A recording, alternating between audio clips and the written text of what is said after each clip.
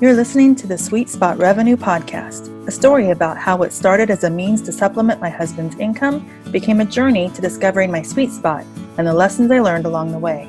My name is Jenny Hunt, and I'm a small business consultant best known for growing the proven private label mentoring program and Influence the Easy Way. My hope is that you will be encouraged, empowered, and maybe learn a lesson or two to better be equipped as you seek to discover your sweet spot. Hi, I'm Jenny Hunt, your host for Sweet Spot Revenue Podcast. We've been providing the audio for my latest book, Sweet Spot Revenue, and guess what? We are done. We finished the audio last week, so you can catch the audio version of the book on the first 12 episodes of this podcast.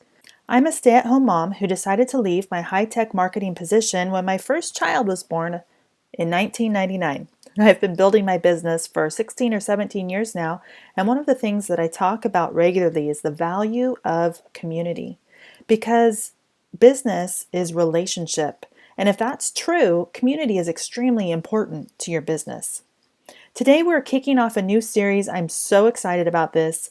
It's called What Would You Do with This Niche? I have invited my good friend and business partner Ryan Reger to come on and brainstorm with me on how to monetize various niches with multiple income streams. This is something we enjoy doing. We've found that one idea sparks another, and that brainstorm just happens organically. And hopefully you'll enjoy it as well and pick up some ideas for your own niche. So we went to Facebook and we looked up a Facebook group that had a significant number of people in it, as well as a good number of daily posts. And one of the ways that you can discover if there's an interest in a niche or a market that you're interested in pursuing is to find groups on Facebook. So you can do the same thing we did. Not only are they good for market discovery, but they also are good for market research to learn how to serve them better. Guys, get involved where your people are. Go hang out with them. Go listen. Get involved in their groups on Facebook. Listen to the community there. Listen to their pain points. Listen to the hurdles that they've overcome. Listen to the things that make them laugh and happy, things that bring them joy. Listen to the questions that they're asking. That will give you so much insight to your market. All right, but here's the thing. We're choosing niches that we don't really know for this series. What would you do with this niche? We're not real familiar with these niches. But what we're doing is we're choosing these and we're going to show you, we're going to apply our master plan of influence blueprint to come up with a spectrum of revenue for these niches, okay? Multiple income streams around that niche. In fact, it's a universal blueprint and it can be applied to your niche as well. Just so you know, for this What Would You Do with This Niche series, we're going to be going live in a Facebook group that we facilitate and host.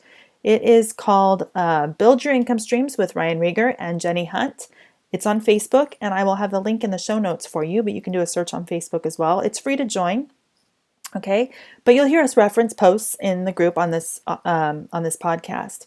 But you can join the group if you'd like. We have additional free training in there on what we call, again, the Master Plan of Influence Blueprint, or the MPI, and how to make money around your passion. There's some webinars and additional training. The link for all that, again, like I said, will be in the show notes for you. But let me know how you enjoy this, and if you do, we'll do more of them. All right, let's get to it. What would you do with this niche?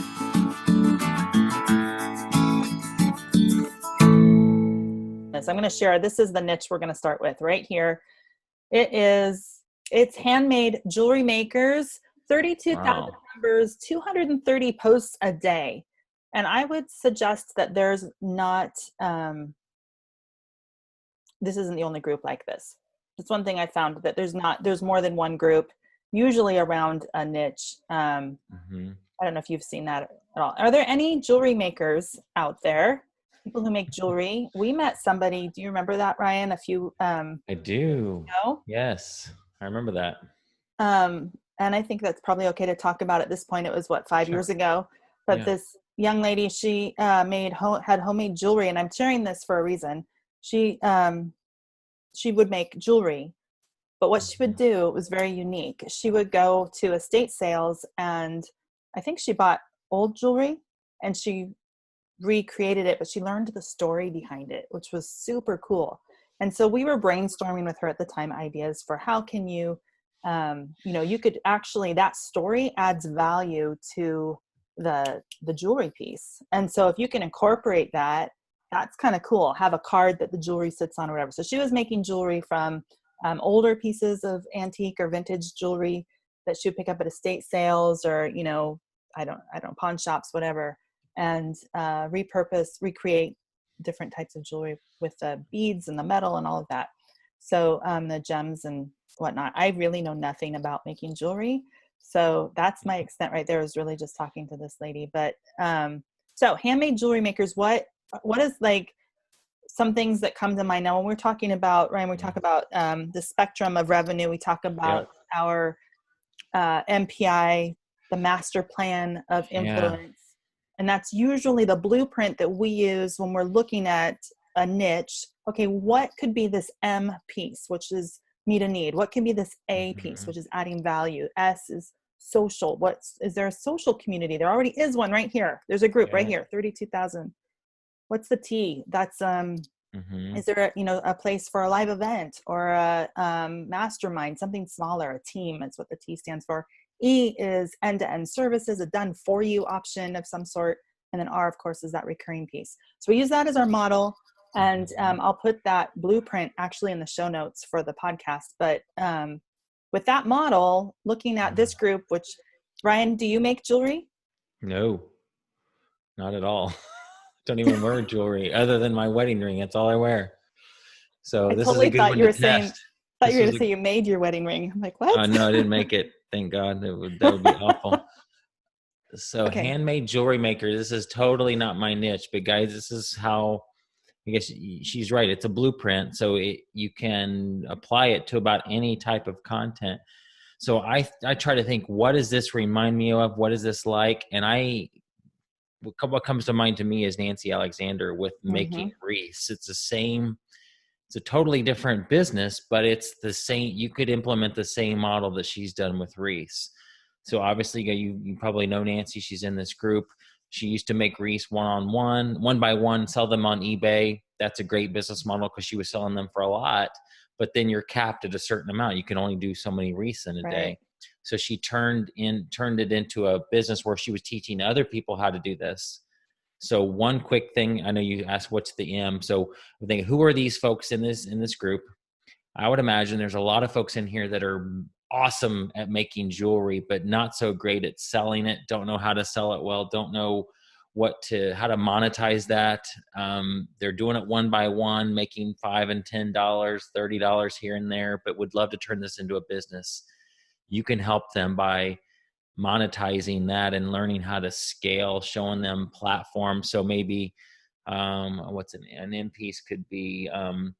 Well, let me back up for just a second while you brainstorm on, while you're thinking that through. So you guys, we do talk about, we're missing a piece here. Okay. So the piece that we're missing is, we would both, I think, recommend that if jewelry making is your thing, get involved in this group. Go to Handmade Jewelry Makers and get involved, because the people in the group, this is the type of group you're looking for, where it's a good number of people and a lot of engagement. 230 posts a day. Are you kidding me?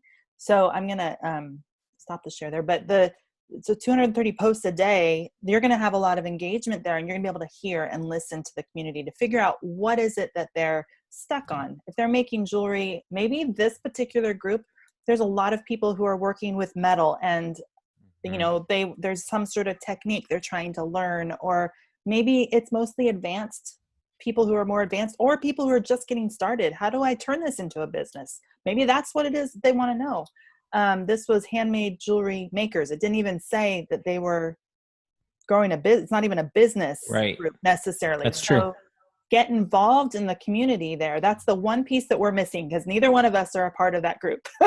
So we don't know what those people are saying, but that's the first piece. So we're going to make some assumptions, right? So let's say, Ryan, that we go in there and we find out that, this group, actually, it's a lot of beginners. So maybe that would help figure out what kind of information, what can we do for a meet a need, kind of a lead generator type of a thing. Beginners of making jewelry, they want to learn how to make jewelry, or beginners, they're good at making jewelry and they want to learn how to sell it. Could be, either. Okay. I mean, you could do something for both, right? Like, first thing comes to mind for me is a checklist. That's like the easiest thing. So some sort of PDF, something, because what happens, you get involved with that community and they're going to respond and ask for more information. So Yeah. what is it they're looking for? Is there some sort of checklist? Here's the things you need, basic things to get started so that you have enough supplies to start a Hmm. business, you know? Yeah, I mean, if it's for making jewelry, it could be you could show them, it could be a video of how you make a really cool piece of jewelry that's free. It could be a list of supplies that you need to have to start a jewelry making business. Mm-hmm. If they're wanting to go take it into e-commerce, it could be like the 5 ways to get your listing sold, your jewelry sold on Etsy. Mm-hmm. Um, Right. how to make a listing that stands out amongst the crowd, because Etsy's getting more and more crowded. Can be just a tip sheet like that Yeah. gives them tips on making their listing stand out. Okay, so this one lady that I shared her story about, she learns the story of the original piece of jewelry and then takes that apart. So even Mm-hmm. just sharing the stories could be a bit Mm-hmm. of a lead generator, that this is Sure. what she's doing. All right, so let's get on to move on to making money, because that's not always a money maker. So what are Sure. ways you could make money in the homemade, handmade jewelry Mm-hmm. makers uh, marketplace, Sure. community niche? Yeah. Well, I look at Nancy's model because that's kind Yep. of the model it seems, which she's just killing it. And so it could be a course on how to make jewelry, a course on how to go from an amateur to actually selling your jewelry. Like, if you're already doing it and you're making it for friends and family, but you want to turn it into a business, how do you do that? Right. A course on how to use Etsy. Yep. Nancy already has that content, but you could create your own. That's Um, good. could do coaching. Come and jewelry making class live. Have 5 people come to your location and you show them how to do it live. I mean, that's something you usually do after you have an audience build up. Nancy didn't come right out of the gate doing that. She had a Right. course, build up an audience first, and You could then do went that to the virtually coaching. too, You totally could. Yeah. live, like Um, where you have people on and you're actually mhm. coaching them through virtually instead of in person, which If you're might be a really little. good at creating listings on Etsy, you could have a listing creation service Mm-hmm. where you just do it for them. You could set up their websites. Um, yeah, Yes. Jason's right. A coach, Yep. just coach them through it. There's so many options. Yeah. It's our So blueprint. You just take the blueprint and run it right through. And does this fit here? And you could have your own Facebook group of yeah, people who are, yes, this group exists and there's 32,000 people, but I imagine there's also other groups. So start your own group that you have full control over, hmm, and input, and start doing some training or some light coaching in that group so that people have an incentive to join it. Then you start building your own community. But I think Nancy is a great example. I was also thinking about my daughter Hallie, and when she was, I don't know, 11 or 12, she started making those the little Sculpey ornaments of like the elves. elves and gnomes, like for Yeah. Christmas, and they were really cute, and she was really gifted in that. And but she could not scale it. She could make so many of them, and she kind of was like, Hmm. I'm not in the mood to make them. So I was telling her, now she gets it, but back then she wasn't quite getting it. I said, why don't you make a video that shows how to make them, and then put kits together of all of the clay pieces that you need to make your Hmm. own elf ornament. Yeah. So, there's a red one, red color, green color, and a skin color, and white or whatever. Hmm. Just little blocks. So you make these little kits. People Yeah. buy the kit, they get the video, and you have a private label, basically a private label product that Yeah. you can sell. Yeah. So you could make your own kits. Totally That's good a with jewelry. physical Yeah. product. Hmm. To help other people and get them involved then in your training, and then you move them through a process. So maybe they learn how Hmm. to make it, and then from there you teach them how to grow a business around that. So it might just start Yeah. as a hobby for people. Yeah, but what you said was key, that we skipped a step, which is, guys, you just got to listen to your audience. They'll tell you exactly what they need. Jenny and I can guess all day long on the outside of a Facebook group what that group might need. And based on scenarios we come up with, we've created some pretty decent lead magnet ideas. But once you get in there, it'll be pretty obvious exactly Absolutely. which one of these is going to be the best fit. Especially in a group where there's 230 posts a day. People are Right. posting, and they might be posting, I'm not in that group, they could be just posting what it is they're working on, like their Hmm. pictures. Who knows if Yeah. they allow self-promotion in there. Hmm. But even so, you get a good idea of the trends and where people Yeah. are focused, and that can help answer a lot of the questions that you have. So Cool. That was a cool little brainstorm. We have another one, but we're not going to dig into it right now. We'll save that for next time, guys. If you enjoyed just this little, what did we call it? What would you do with this niche? What would you do with this niche? We'll do that again. Maybe we'll hit your niche and your market. So anyway, thanks, Ryan, for You're welcome. jumping on. And thank you guys for in the group. Just real quick, we are broadcasting this in our group, Build Your Income Streams with Ryan Reger and Jenny Hunt. It's a free group. And so the link will be in the show notes, but just wanted to make sure that you guys know you can be a part of this. And we do this often. We share groups in there. We brainstorm. We do some really good training along these lines about how to build multiple streams of income around your passion, around what you're interested in, around ideas that you have. And it doesn't have to be some deep soul searching, life-changing, deep thing. It can be not the jewelry might be, and it might not be. It could just be a hobby. It could just be something you're interested in. We talk a lot about, joke around about the Instant Pot group with, millions of people in it. And people like their Instant Pots, but are they really that's their passion? I don't know. But there's a way to serve there. There's an opportunity where you're interested. There's probably other people that are interested as well. So anyway, join us in that group. Thanks, Ryan. And guys in the group, we will see you around. Thanks for listening to the Sweet Spot Revenue Podcast. Be sure to visit sweetspotrevenue.com to join the conversation, access show notes, and discover our fantastic bonus content. Subscribe and listen next week at the same time to Sweet Spot Revenue with Jenny Hunt.